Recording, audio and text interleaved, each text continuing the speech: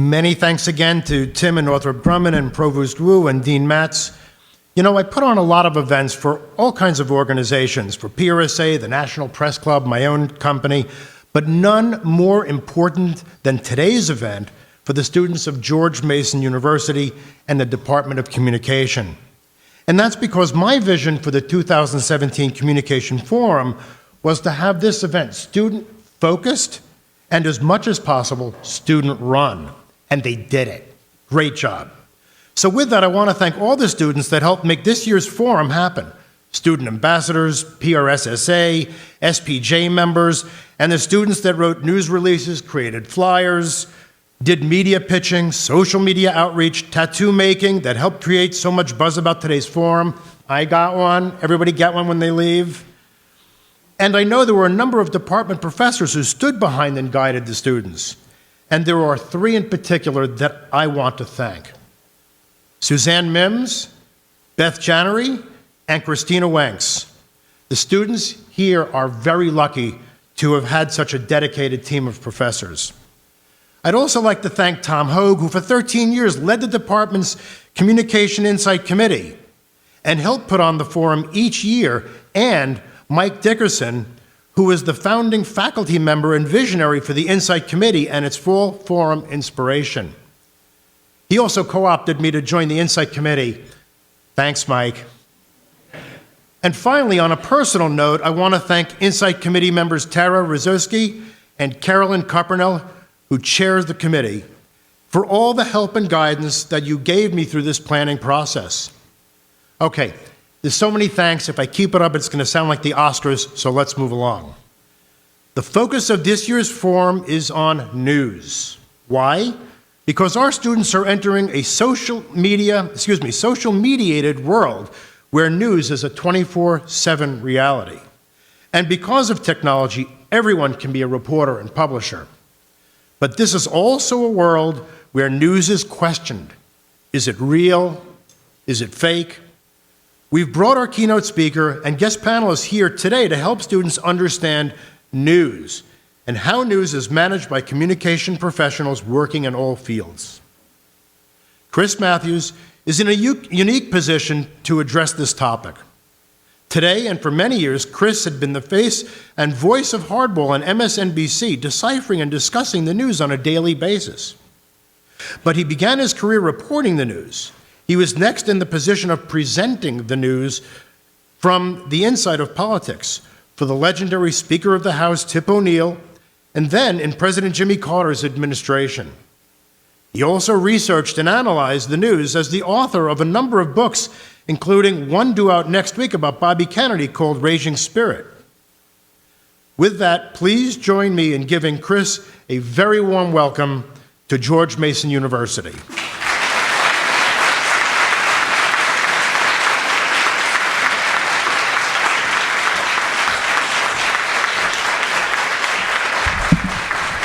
Thank you. It's an honor to be here to do the keynote for the George Mason University Communications Forum. And 230 years ago, Thomas Jefferson, who's from Virginia, said something pretty startling. Were it left to me to decide whether we should have a government without newspapers or newspapers without a government, I should not hesitate a moment to prefer the latter. And then he added, but I should mean that every man, and I should include here, and woman, should receive those papers and be capable of reading them. So communications in a democratic society needs to be a two-way street. It does no great good to have a First Amendment guaranteeing a free press if the great mass of people are not able to get what's being printed and what's being broadcast. In 2017, where we are now, 230 years later, we Americans get our news in all kinds of ways. The Washington Post, the Washington Times, the New York Times, the Wall Street Journal, CBS, NBC, ABC, Fox, MSNBC, CNN, Axios, Politico, The Daily Beast, National Public Radio, a president's early morning tweets. So, who do we pick? To paraphrase Samuel L. Jackson, what's in your brain? What goes into your decision making? And how do we, to use Jefferson's phrase, make ourselves capable of getting the best look at the truth in the daily news? And who do we trust when knowing the truth requires judgment? The president calls to console the widow of a fallen soldier. He says he tried to do his best to perform this duty. The widow says he failed. Who, what newspaper or TV network news or website do we trust to tell us what to believe here? Who do we trust to give it to us straight? Or do we want it straight? Do we want to hear what we want to hear? Do we want to hear what we want to believe? Do we want to believe the president did right? Or do we want to hear the worst about Donald Trump? The fact is, we've learned over time, we cannot automatically trust our leaders to give us the facts. Did they give us the facts about Vietnam when they told us through the 1960s that we were winning over there? Did they give us the facts when they tried to justify a war with Iraq by saying that country had nuclear weapons? Do we trust this president when he calls criticism of him fake news? Do we trust the media when they make that criticism? The one clear, undeniable truth is that people in this country have more to do right now, in 2017, with answering those questions than ever before, because of the clear, undeniable fact that you have more places to look for the truth. The mainstream press, social media. But you also get to check in with Trevor Noah, Steve Colbert, Jimmy Kimmel, Bill Maher, the Saturday Night Live Cold Open, and Michael Che and Colin Jost on Weekend Update. You can get your news anywhere you want. So is Jefferson still right? Are we better off having a free press, even with this wide range of competing sources of news? Are we capable, again, to use Jefferson's term, of getting the truth with this crowd noise of political attitudes? Where is the truth in a media where we wake up to a show called Fox and Friends or with Joe and Mika? Where's when the greatest star of primetime is, depending on which week we're looking at, Ann Klink, my executive producer, knows what we do. We pay attention to this stuff. Who's the most popular star in primetime? Depends on the week. Is it Rachel Maddow over on the left or Sean Hannity pretty far over on the right? Where do you find the truth? And more to the point this morning, how do you figure out a career in the media, which you all have to do, given this wide range of news and opinion confronting you out there? More important, do you really want to get into this world of media? The honest answer, and there is one, is that it takes push on your part to make it in this business. Also catching some breaks. I'm being completely honest. You can push like mad and you still need breaks. It's like the World Series. I know some people are still interested in baseball. I'm with the Dodgers, but you can be the best pitcher in the world out there on the mound, and you still need to get some bats. You can strike out every single batter on the other team, and it still comes up to getting some breaks from your batters. They've got to hit some runs. That's, to me, what life is like. You got to strike out every player on the other team and hope you get some breaks. But if you don't strike them out, you're going to lose. So you got to do your job and then hope for breaks, both. But luckily, you can find ways to make some breaks, at least help make some breaks, making connections with people.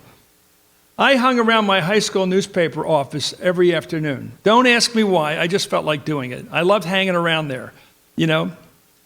One day, Gerald Tremblay, my favorite teacher, he taught English. He was also the newspaper's moderator. He pulled me aside and said, "Chris, since you're going to hang around here every day anyway, I might as well make you an editor." That's how I became an editor. You got to be at the table. If you want to win the game, you got to be at the table. You got to be there working in the business. Get a job in the business, and you'll get a better job in the business. You're not ever going to get the best job the first day. But you get inside, you figure out how everybody's talking, you learn the jargon, you make connections, you learn the deal, and then when there's an opening, you're there. You just happen to be there when a job opens up. And jobs stay open, by the way, for 2 weeks. So you better be there during the 2 weeks, because the person hiring is so damn hurried to get somebody to fill that job, they're looking around. Who's around here? Who can we promote? Who do I know? Be there. And that's as true today as ever, even with everything changing. What I do on Hardball every night at 7 o'clock didn't exist when I was in school. There was no such thing. There was no such thing as cable news. No such thing. There was no such thing as a show like Hardball where you went on and said what you thought. There's no opinion television. There was Meet the Press, of course, but nothing like Hardball or the other shows like mine. But I did have a notion back then. I was interested in politics, even though my politics have shifted over time. I did love to read the newspaper, the columnists especially, even though they changed over time too. I did have people I wanted to be like when I'm your age. I remember who I wanted to be like. One was Ted Sorensen, who wrote speeches for President Kennedy. So when I came to Washington, after being in the Peace Corps for 2 years in Africa, I went looking for a job writing speeches on the Hill. My other role models became columnists who wrote for newspapers, but also appeared on television. I like guys and women who could write, but also could talk. There are only a few of them, luckily. I like those people. Well, I like doing what I do, and I don't want there to be too many of them. I love this show called Agronsky and Company, which later was followed up by McLaughlin Group. It was for journalists arguing politics, a couple on the left, a couple on the right. I loved it. I wanted to be like George Will, even though he's very conservative. I thought George Will was great. He could talk and he could write. Beautiful writer, pretty good talker. As it turned out, I spent 2 years in Africa, 15 years writing for a senator, a president, and a speaker of the House, and doing some other things, political stuff for those guys. Another 15 years writing a national political column for the San Francisco Examiner. It was syndicated, and also for the San Francisco Chronicle later on when Hearst bought that paper. And now for 23 years, I've been anchoring a political talk show. There's a couple rules I picked up about journalism, and it was mentioned earlier this morning along the way. One, and this is what nobody wants to hear, you need to have editors. To me, having editors separates journalism from BS, from gee whiz, I think, oh, I thought. No, you have to have somebody checking you, checking your facts, checking your sources, checking if you're being logical and honest and clear and balanced. Somebody has to be your editor. I loved editors working for a newspaper because it'd be Friday afternoon. I'd go out to dinner with my wife. The editor was going to call me up, Gail Bensinger, and she'd finally call me up around 6:30 and say, okay, I got a couple of questions, but otherwise, okay. And I'd answer the questions, and then she'd say, good, and said goodbye. And I knew I was finished for the week. I was done, but I'd been checked out. I knew somebody, I had a guy named Phil Bronstein, real tough customer out there. He would call me up and say, who was your source on that? He's the guy that married that movie star out there. I forget her name now. Sharon Stone, see you now. Everybody knows that stuff. Anyway, that was a story in itself. Anyway, and he'd say, did you check this? Who's that source here? Is that assistant to whatever? Who's that? How high up is that person? Are you sure? And why don't you call up Terry Lenzner? He's a good source. Why don't you call him? Another sort of investigative reporter. Why don't you check this guy? And at the end of it, he'd say, you're a good reporter. And that's what you wanted. You wanted someone to say, you know, you checked your sources, you had good sources, and you had a good story, and you broke it first. And I did all that stuff on the Nixon tapes by going over to College Park and digging up all that stuff at the archives on the tapes. So it's great to have an editor to see what separates journalism, as I said, from just unedited words. That's why my problem with blogs, websites, just tell me they're edited. Tell me that somebody's been editing this website. The second rule is diversity, and this is new in my thinking, but it's damn important in our country today. We are a diverse society at our best. It may be nearly impossible to settle an argument over what the president said to the widow of that soldier and how he said it to that grieving widow, but it sure helps to have people in the room with you from different backgrounds. That's very important when you're an editor and a writer. You need to have other black and white, brown. You need all the ethnic perspectives. You just do. Because people hear these things, as I said, you got to be capable of hearing the news as well as reporting it. And you got to have a sense of who's hearing it and how they're hearing it. You just have to today. And again, Jefferson was right. People have to be capable, and you have to make sure they're capable of hearing your point of view. And it really helps to have somebody in the room that says, well, wait a minute, I don't think African Americans look at it that way. And they'll just say, we don't look at it that way to my face in these meetings in the afternoon. That's not the way I look at it. You know, and this is true with the taking the knee and all these issues. You got to listen to a lot of points of view when you report the news and hear how it's being said and how it's being heard by other people, different than yourselves. Finally, if you want to make it in the media, you have to want to make it. How many of you here want to make it in journalism? Journalism, per se. Hands up. Up. How many don't want to make it in journalism?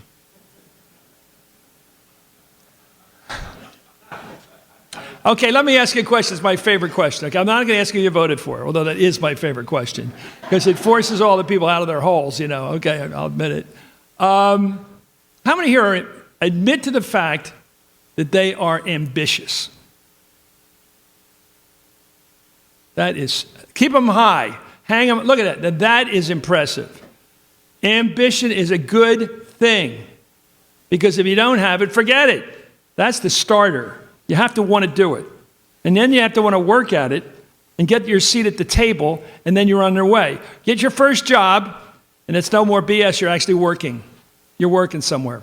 And you get in the door. You're in the door. You meet the people who are also in the door. You learn all the titles. That's one simple thing. What's an associate producer? What's a production assistant? There's a PA and an AP. What's the difference? Well, production assistant is much lower than AP, okay?